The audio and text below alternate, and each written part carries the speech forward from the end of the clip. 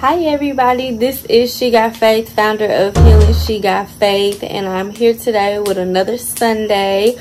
Today we will actually be doing a Grief Beyond Death show. If you do not remember what that is a segment we added to Healing She Got Faith where we discuss grieving beyond experience and death. So that could be like a breakup, divorce, losing a job. So today we will actually be talking to a very special guest, my nephew Nyko, and he is going to talk to us kind of about how COVID-19 kind of came in and changed his whole world and kind of rocked his world, and how life is looking like with school. I think it is very important that we have the kids' perspective, the high schoolers' perspective, and then people who are actually in school. I think it's important that we give them some time to kind of speak about what they have been going through, because even though we can speak on our perspectives, we really don't know what other people are going through. So everybody help me welcome my nephew Nyko. And to start off, Nyko, we always start off with the question of, have you ever grieved, and if so, what was that like for you?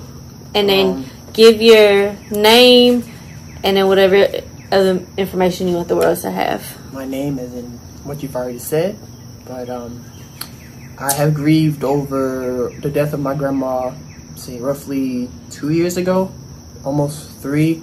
It was hard. I don't really have many words for it because it was a new feeling for me, so it was kind of something I felt like I had to get through on my own. I mean, it's still a process, but I'm more better now. That's about it. That's good. What grade of school were you in? I think I had just began my sophomore year of high school. So that was when your grandma, my mom, had passed. And then with that, you said it was a new feeling, a new experience for you. So like, in that new experience, was there anything that you had learned about yourself during that process? Then I can be emotional when I want to be. I'm a very strong-held person. I tend to carry a lot on my shoulders. And then what are some things that you did to kind of get through that grieving process? At first, I kind of just let myself be alone. And then I kind of started opening up to my close friends, which is only like 3 of them. And I mean, they kind of helped me get through it in a way. But it was a lot more of, I had to be alone to feel okay sometimes. That's very real. Thank you for that. Okay, and then before we actually jump into the interview, what grade are you in currently? I will be a senior in high school, starting the end of August. In the end of August. And do you play any sports? I did. I played 3. I ran track and cross country, and I wrestled. Yeah. Okay. And I guess that's it, because the other stuff will come in. Okay. So, as you know, in March, COVID-19 hit very, very, very hard across the world. Mm-hmm. You were in school, correct? I was. All right. So, what was it like when COVID first hit? I mean, at first, nobody took it serious. In a sense of a way, I kind of didn't either, but I did at the same time. So it was like I was in between. But living in this type of household, it was very serious here. So I mean, I was in school still, leaving, like they were discussing if they were going to close school or not or whatnot.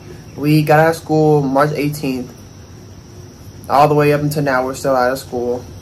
Plus, it's still summer break. But, yeah.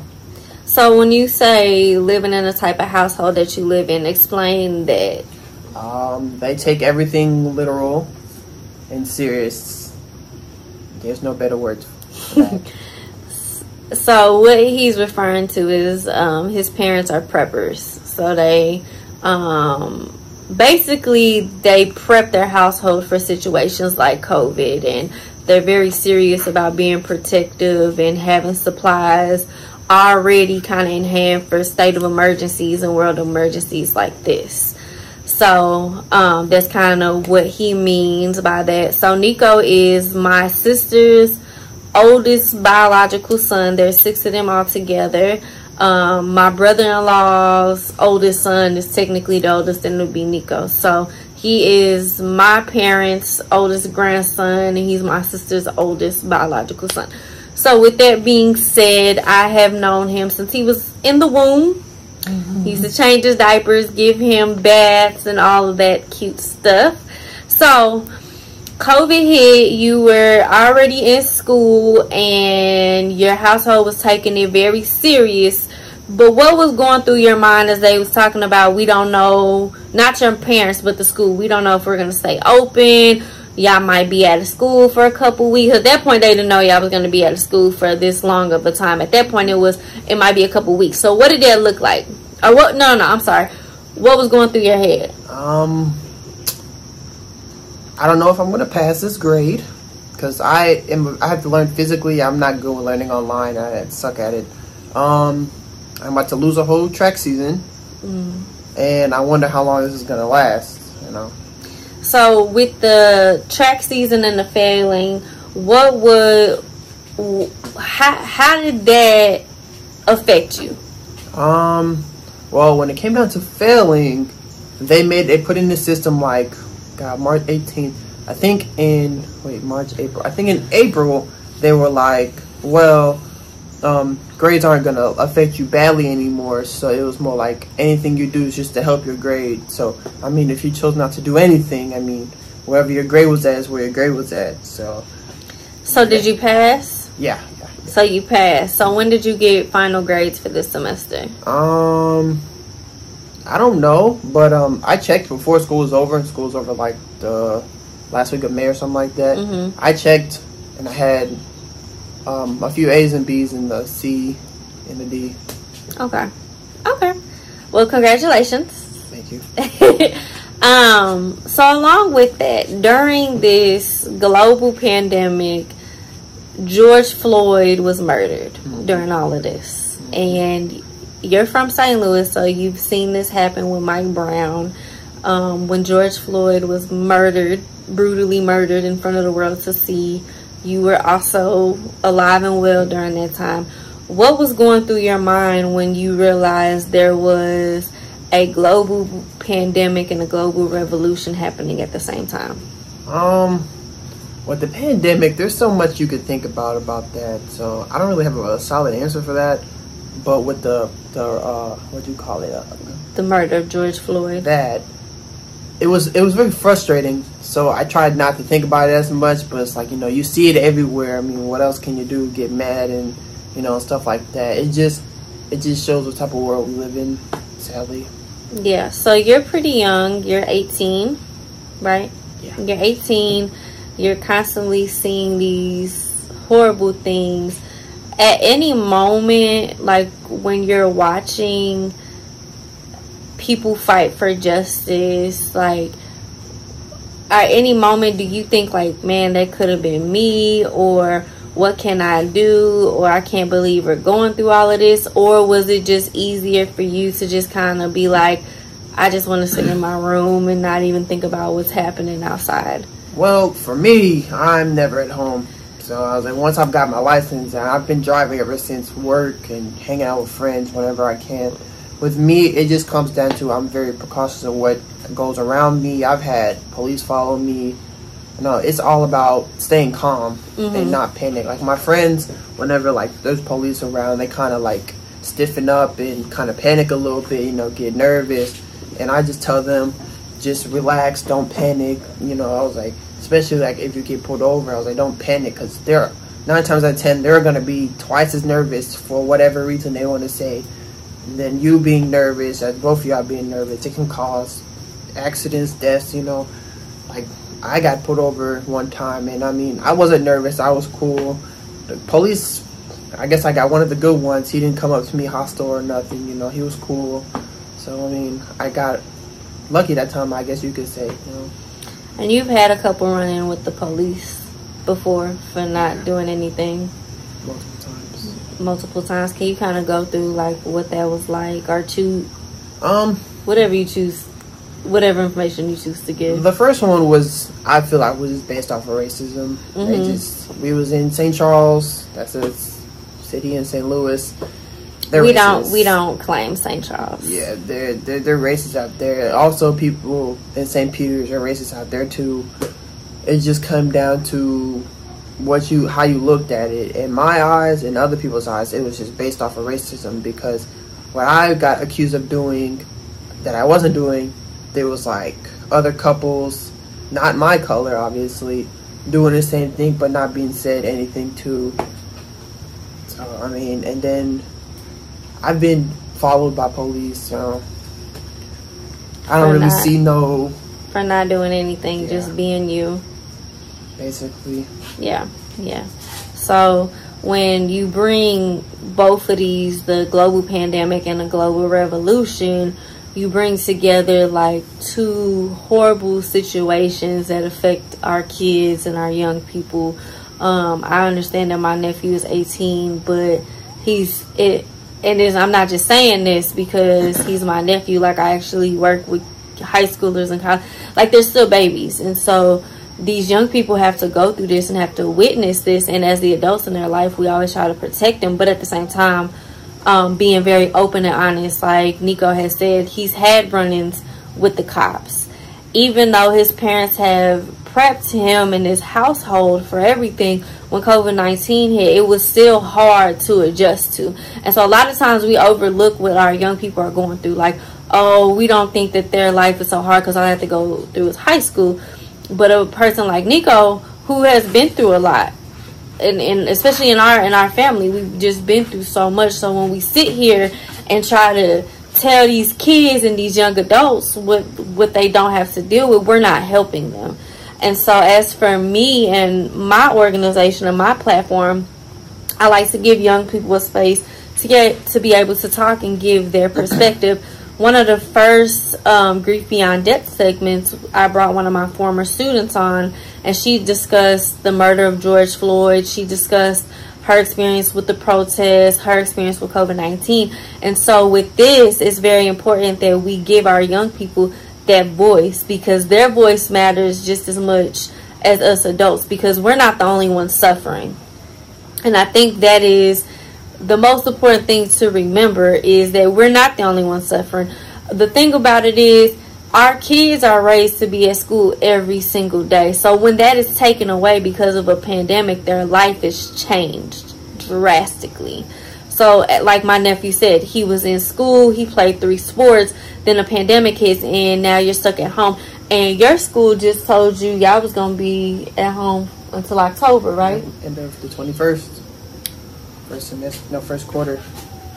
So September 21st? No, we're going to be, they said October 21st is the end of first quarter. Okay. And they said we may go back after that. But, I mean, as things are going, I don't think that's happening. So that would mean that you've been at home since March. Yeah. It is now the summer. He's used August. to, yeah. Well, tomorrow's August. Yep. Yeah. During this time, him and his little brother are usually doing summer track. So summer wrestling. In summer wrestling. So usually we are at the fields races every weekend. So he has not been able to participate in that. He hasn't been able to hang out with his friends like he used to. He does go to work. That's probably about the only human interaction you get, besides a few times you get to hang out with your friends. Yeah, I mean, usually if I can, after work I'll go hang out with my friends, but I currently don't have a vehicle right now, so it's like a hit or miss whenever I can go. And now I'm hurt, so I can't do much of anything. So. Yeah, on top of everything else that's going in life, he was in a fender bender with somebody who hit him while driving. So on top of everything else, you know, just add the little cherry on top of the, what's it called, on top of the cake? Something like that. Something like that. I don't know. But yeah, so really this message is really for my adults to really open up your houses, open up your hearts, your ears to actually listen to our young people and our kids. Like, our young people really need to be heard, especially during this time. And I really encourage you to do that. Like I said, I've raised him since he was a child, so me and him have a pretty good relationship, but not everybody has that. And we have to consider our kids, and we have to consider what they're going through. Even though he's older, we do have younger kids in the house. And when I was going around asking them, would y'all want to do a video, he was the only one that said something, because I think he's really probably the only one that's able to process it. The other kids are kind of like, well, I've just been at home, so I don't really have nothing to talk about. Not really realizing that that's a huge effect on you. Like, COVID-19 came in and swept up all of our lives. And there are different theories and plans that are being said about it. But I'm just here to say, like, at the end of the day, no matter what you believe in, no matter where your stance is, your life was affected. It wasn't just the United States of America. It was the whole world. And it wasn't just adults. It was our kids. Because, like, even if you have a 5-year-old at home, you have to think your 5-year-old is used to seeing their friends every single day, seeing their teachers, going to school. Their whole agenda was messed up. And as adults, we're having a hard time adjusting to this. So imagine what our kids are going through. So that's kind of my little tidbit. I kind of just wanted to give a young person's perspective on how COVID-19 came in and just kind of swept us off of our feet. Nyko, do you have any, like, word of advice for anybody? Well, let's start here. Is there anything you would want to tell adults?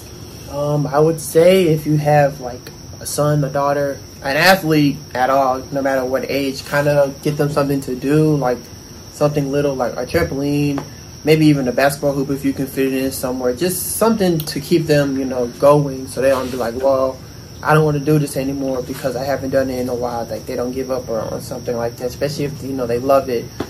Something keep me going. I mean, I still have 3 sports I want to play, but I'm probably not going to get to touch any of them. Yeah. And then, do you have any word of advice for either people your age or people younger than you? Once again, if you're an athlete, I say you can find anything to do. I mean, some stuff is opening up, like stuff that'll keep you, like, you know, when you won't get sick. Like me, I ran a race last week. It's pretty cool, but, you know, I run cross country, so it's different. Find your little, you know, motivation to keep going. Something like that.